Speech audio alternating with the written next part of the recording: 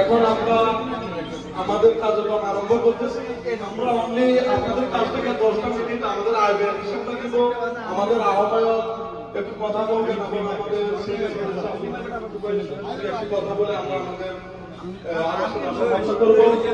আমাদের আজকে আয়োজন হিসাব পাশাপাশি আমাদের একজন সদস্য রেডি হয়েছে, রিয়াজউদ্দিন রনি। সেই জন্য সে আমাদেরকে আজকে ডিউটি সার্কুলার ব্যবস্থা করেছে।